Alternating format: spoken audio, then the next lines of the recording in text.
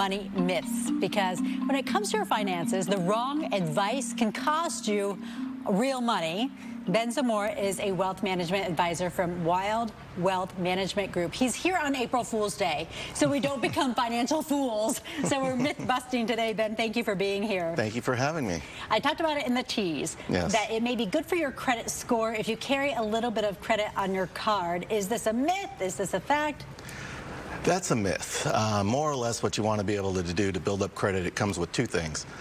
Basically time and using credit and paying it off. The more debt you have, the more it could potentially hurt you, especially when it comes to credit card debt. So just got to have it over a period of time.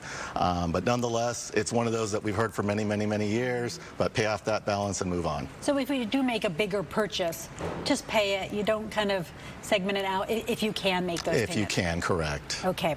A tax refund, is it a good thing? Well, do you like giving somebody money in January 1st and getting it back at the end of December? I suppose I have. So that's basically what it is. Right. It's an interest-free loan to the government, but it does come in handy sometimes because sometimes we don't have funds that we have readily available, and that refund comes in to help maybe with the vacation or with a bill that came up unexpectedly. Right. But the better way to do it is try to make sure that it's spread out over the period of time so you can keep more of your money as opposed to getting that refund at the end of it. Are you losing that money, or it's just kind of being borrowed and then sent back to you? Well, you're only losing if you didn't reinvest it. So if it's just sitting there doing nothing and you were going to have it under your mattress anyways, then yeah, you weren't losing anything. It wasn't going to be there, no. I can tell you. And as you bring that up, are people collecting cash more? Do they want to keep their money in cash right now? You know, that depends on how the news cycle is going. And right now the news cycle is obviously a lot of geopolitical issues and people want more cash in at that point. But cash is basically losing money safely.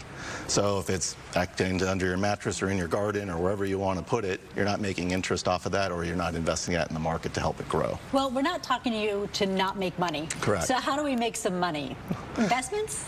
Well, it kind of depends. Everyone's situation is different, but it's good to start with making sure that you're getting some interest off of your money and then starting some type of investment plan. A lot of employers offer 401k plans, take the match up to usually 5 or 6%. That's a good way to start. Okay, 5 to 6% on the employer match 401k. What about someone just getting into the investment market? They're starting to pay attention to stocks. How much money do you enter that field with? Well, it's always smart to start somewhere. I think back to a big myth. The big myth is like, I need so much money to go into the markets. No, you don't necessarily do. Nowadays, you can go into a lot of apps. My kids have an app that if they wanted to start with $1, they can invest in the S&P 500 and just add to that throughout it. So a lot of different applications have the ability to invest, where when we were in high school, we didn't have that ability, or college for that matter. Or Google, I mean. You didn't have the resources, so it really is a whole new game, especially with investing.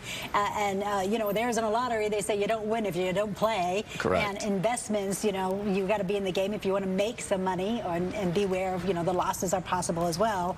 But the making option is there. Should people wait for a stable market to invest? Oh, that's the million-dollar question. Yes.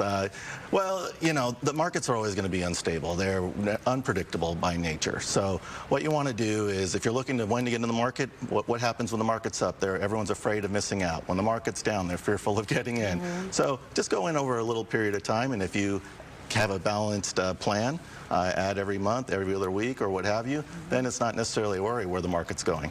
What's one action point we can do today? One action point is basically look at your budget, see where you could skim some off the top, whether it's, you know, starting with 3%, 5%, add that to a savings account that you could eventually, in the future, invest in. So we're going to skim it off and pay yourself. Pay yourself, 100%. We love that. Thank you so much. Oh, Good you're advice. very welcome. Great to see you. Thank you.